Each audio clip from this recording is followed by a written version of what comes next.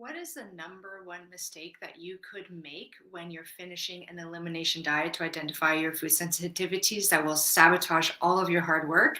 We're going to cover this today on the Wild Wisdom Show, hosted by a medical doctor with a different spin on women's health. Hi, I'm Dr. Patricia Mills, and I'm a holistic medical doctor. My superpower is taking complex scientific information and distilling it down into understandable information that you can action on immediately to see results in your health right away. And today we're going to be talking about how to properly finish an elimination diet. Now, if you've been following along, we've been talking about the elimination diet to help identify your food sensitivities. And the reason that you're doing this as a reminder, because it's always important to understand the why, because it'll motivate the action, is that food sensitivities can either be ones that you're born with, but more commonly, they're ones that you acquire over time. And the reason for this is because of problems with your digestive power and your gut health. And there are many contributors to this happening over time. One is aging, but more commonly, I would say than that, is things in our modern lifestyle, like our modern foods, nutrition, stress, and toxins that are really affecting the power of our digestion, the ability of our body to properly break down the foods that we are eating so that they're not properly digested, and that therefore there are problems with when that partially digested food is absorbed into our body. And the gut health, in terms of a leaky gut developing, in medicine, it's called increased intestinal permeability. And when you have problems with a leaky gut, that undigested food can now get into your body. Your body will react to that food because it's not meant to be exposed to that food in its undigested state. And the reaction occurs at the level of the immune system. So the immune system, which is in charge of recognizing any foreign invaders, will be activated because it will be recognizing these foreign invaders, and it will start to mount an attack, and it will show up for people in different ways. So for some people, it can show up as problems at the level of the skin. So a skin rash, eczema, dermatitis, psoriasis, acne. It can show up at the level of the brain fog, difficulties with thinking, concentrating, mood, like depression, anxiety, irritability. It can show up with problems of your brain function in terms of like how sharp you feel, how well you can sleep at night and stay asleep at night. It can affect your joints. So you can get joint pain. It can affect your muscles with muscle pain and aches. It can affect your gut directly, and you can get diarrhea, constipation, or a combination of both. And some people develop quite severe reactions to it, like what's called esophageal eosinophilia, and those are very hard conditions to treat. So there's this massive spectrum. And some people have what's called non-celiac gluten sensitivity, and that can be so severe that it affects your brain function and the way that your body moves. And the medical term for that is gluten ataxia. And I have actually treated people with that as a specialist in physical medicine rehabilitation. And although it is rare, it does exist. So the elimination diet is the most powerful tool, the only scientifically validated tool, even better than blood tests and hair tests and biomeridian testing, which are other ways to identify food sensitivities. And it is considered to be the gold standard in research, as in everything else is tested against the elimination diet, because that's supposed to be like the way to know if some food that you're ingesting is causing a food sensitivity and is responsible for your health concerns. So now, if you've been following along, and if you haven't, I definitely recommend checking out the Elimination Diet series, like, listening to all of the previous episodes on this. And what you want to do is you want to be aware that when you finish the elimination diet, there are some common mistakes that people do that sabotage all of their hard work. And I mean, the elimination phase, so step one is eliminating the problematic foods, and that's 4 weeks minimum. And then the reintroduction phase, depending on how you reintroduce your foods, can take weeks. So you definitely don't want to make a mistake when you're reintroducing your foods or at the end of the elimination diet. That will sabotage all of that work that you've done. So, what is the number one mistake that will sabotage your efforts? Well, that is to add back in the foods that probably contributed to causing your food sensitivities in the first place.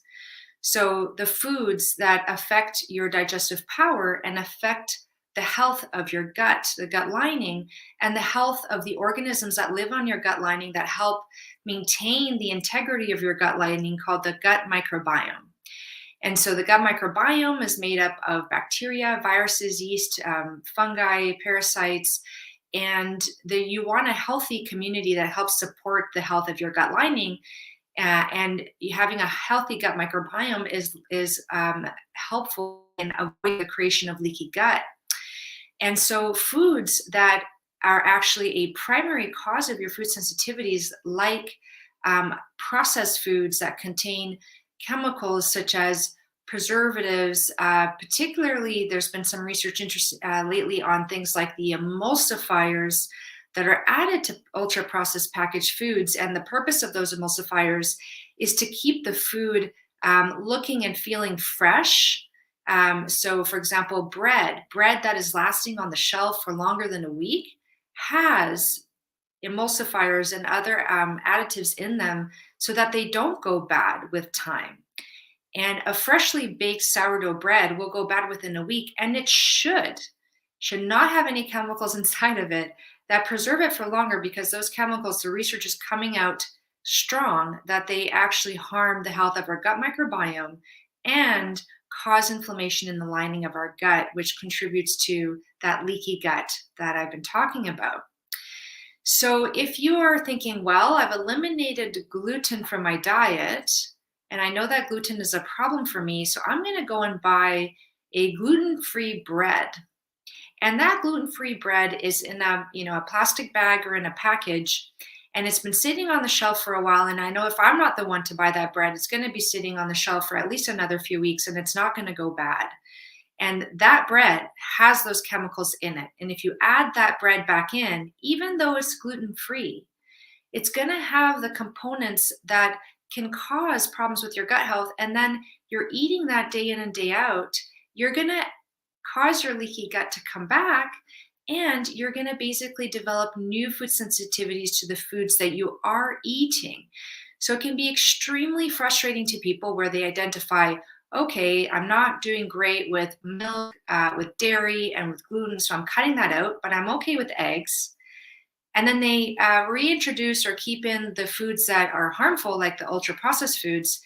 And then over time, they start to realize, oh, I think I'm developing another food sensitivity. And you check in with yourself and you realize that now you're having a reaction to eggs. And why did that food sensitivity develop when it wasn't there before? Well, it's because you've kept in the foods and the drinks that can harm your gut health and cause food sensitivities to develop. So the first, category of that is the ultra processed foods. The next category of that is sugars. So too many sugars in your diet, either obvious ones from candy or hidden ones from the ultra processed foods. Bread that is not fermented, not sourdough. That bread has a lot of simple sugars in it. The fermentation process, those simple sugars are eaten up. And so the sugars, if you don't eliminate those from your diet and you don't keep them out of your diet, your food sensitivities will occur again. And what will happen is that over time, you're going to find yourself on a more and more restricted diet, and that is not a fun life to live. So you want to keep the ultra processed foods and the sugar foods out, even if they don't contain your food sensitivities like gluten and dairy. The third category are foods that have pesticides in them. And now pesticides have molecules, chemicals in them like glyphosate that have been proven to harm our gut microbiome and cause problems at the level of the gut lining. So if you're finding that you are continuing to have problems with food sensitivities and you have not yet made the switch to go organic, this might be the time. And if you can't afford to go all organic, go to ewg.org and check out their their clean 15 and dirty dozens list. The dirty dozen are the top 12 foods that have the most pesticides, and the clean 15 have the least pesticides. And it changes every year because it depends on the farming practices of your local region. So you want to go to ewg.org and check out yearly which are the foods that you want to be investing your money in to buy organic. Just so you know, whole grains and beans and nuts are a heavily sprayed crop, as are coffee beans and grapes growing wine, unless they're being grown organically. So the good news is that a properly fermented sourdough bread will have a lower glyphosate content. About 21% of glyphosate was destroyed within 1 hour of fermentation in one really interesting study. So it really does pay to look for really fresh, well done, local bakery sourdough bread. You don't have to necessarily invest in organic in that case, but everything else, like oats, for example, I would recommend buying organic oats. They are a very heavily sprayed crop. Organic coffee. So again, maybe you eliminated coffee and you discovered that you don't have a problem with coffee. You add it back in, but you're adding back in non-organic coffee, and that could cause a problem with your gut health over time. So you're trying to eliminate and minimize anything that could affect your gut health that would eventually lead to you developing new food sensitivities over time. And those are the major categories. The other category is the natural anti-nutrients or natural toxins found in plants. And those are things that are found primarily in the seeds of plants, like beans, like nuts, whole grains. And Mother Nature puts natural toxins into those plants because they cannot run and hide and protect themselves from their prey, which at the beginning of time was insects, and now we have joined that as being the insects as being major consumers of plants on this planet. So while small amounts will not harm our gut health, large amounts of these plants that are not properly prepared using the ancient traditional methods of food preparation, these anti-nutrients could, and in research have been proven to cause damage to our gut health and our gut lining and the ability of our bodies to properly absorb foods and properly digest foods. So you'll want to, as you reintroduce things like beans, nuts, and seeds, you will want to use those proper methods of food preparation like soaking, sprouting, and fermenting. Now, soaking is the easiest one to do. Sprouting is like a level 2 difficulty, and fermenting is a level 3 difficulty. And starting off with soaking or sticking to soaking is absolutely fine. That will be making a big difference in your life.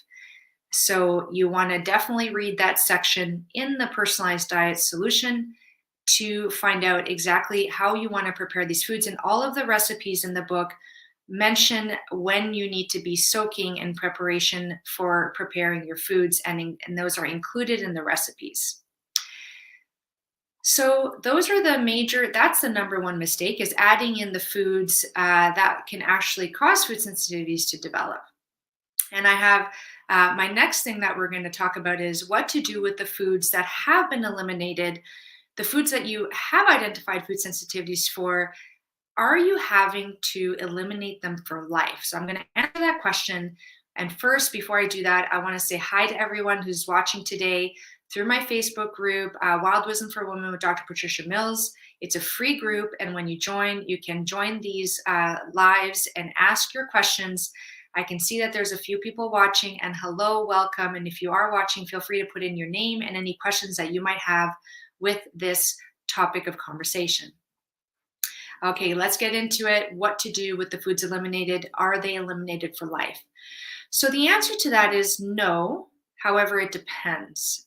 So with time, assuming that you have eliminated the foods that are damaging your digestive power and your gut health, and also there are other lifestyle factors that it can affect digestive power and gut health, like stress, that chronic daily stress. Certain medications can harm gut health. So let's assume that all of those things have been eliminated from your life or reduced or dealt with as best as possible. Your gut is now healing. And let's say 3 months or 6 months from now, you finish the elimination diet and you're wondering now, can I reintroduce eggs and see how I'm dealing with eggs now? And the answer to that is yes. So, what you do is you want to wait for a time when your diet's going to be stable, you're feeling stable, like nothing's really changing significantly in your life, and you choose a food that was on your eliminated list and you add it back in. And you observe over the next week or two how your body is doing with that food. And then you notice, is it still a food sensitivity or has that food sensitivity gone away? Because I've healed my digestive power, I've healed my gut health, and now I can tolerate eating this food again. And the dose matters. Maybe you can tolerate eating it once a week, right? If you eat it every day, maybe you start to experience problems with it. With sensitivities, it's not like a food allergy where you have an immediate massive reaction to any amount. Food sensitivities do depend on the dose, so you do want to pay attention to that.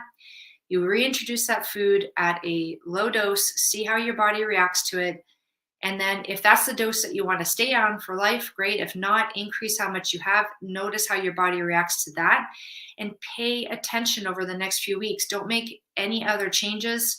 Just add that one food back in and give it a really good chance for you to find out, am I having a problem with food or not? And with this food or not? And I have what I like to call, there are primary food sensitivities and secondary food sensitivities. The primary ones are the ones that you will have for life. They are either genetic predispositions and something has triggered, your genetics to activate against that food, and that simply will not go away. So for some people, for example, a gluten sensitivity can be for life. And then for other people, it might be something that have developed with age, like a adult onset lactose intolerance, and your body simply lacks the ability to break down that sugar from milk, the lactose, and nothing that you do will replace that. You could try some digestive enzymes, for example, and that you may or may not find success with that. However, it's a condition that has developed and will not reverse itself. So that's a primary food sensitivity. A secondary food sensitivity is the food sensitivity that developed because of that loss of digestive power or decreased digestive power and that leaky gut. And as your digestion and gut heals, then you're able to tolerate that food again. So that would be a secondary food sensitivity that could go away with time.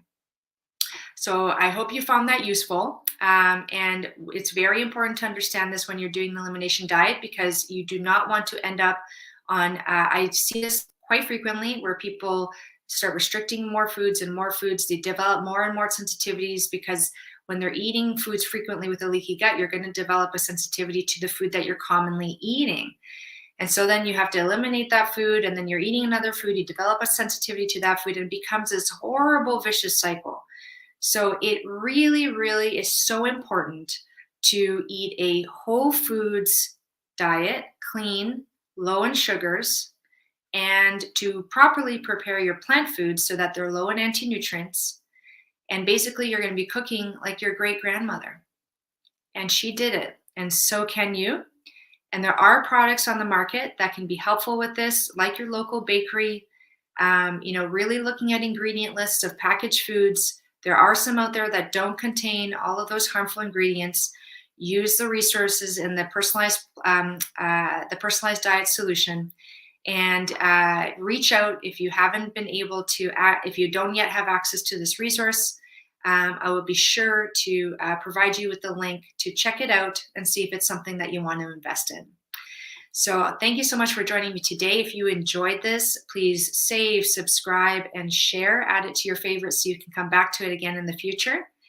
And I so look forward to seeing you again in the next episode, and have a wonderful rest of your day, evening, or night. Goodbye.